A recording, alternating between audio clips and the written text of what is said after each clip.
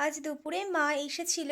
তো এই সময় না কাউকে থাকতেও বলতে নেই কিংবা কাউকে বাড়িতে আসার কথাও বলতে নেই। তো সেজন্য করে আমার মা এসেছিল, থাকার কথা বলতে পারিনি। এমনকি আম যে বসতে বলবো সেটুকু পর্যন্ত বলতে পারিনি। তো মা এসে মায়ের মতো একটু বেশ কিছুক্ষণ বসেছিল। ওই হার্ডলি ৫ থেকে ১০ মিনিট।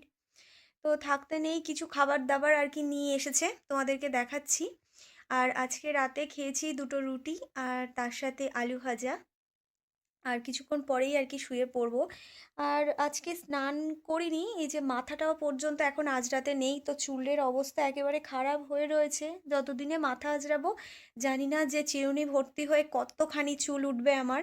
তো সে যাই হোক, মানে আজকের কিছু জিনিস আর কি দিতে হয়েছে। মানে কিছু নিয়ম-কানুন রয়েছে আমাদের এখানে। এরকম নিয়ম হয়তো আরো অনেক জায়গায় রয়েছে। অনেকে আবার এই নিয়ম মানেও না। তো যাদের যেখানে যে নিয়ম আর কি মানে সবাই। তো আজকের দাঁড়াও তোমাদেরকে দেখাই, তাহলে তোমরা বুঝতে পারবে।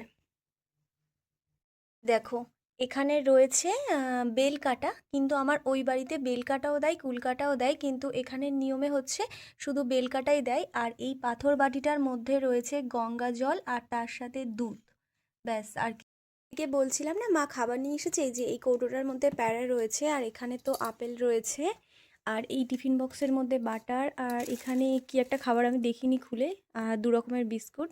এই হচ্ছে আমার মা নিয়ে এসেছে খাবার দাবার, এইগুলো খাই তারপর দেখা যাবে।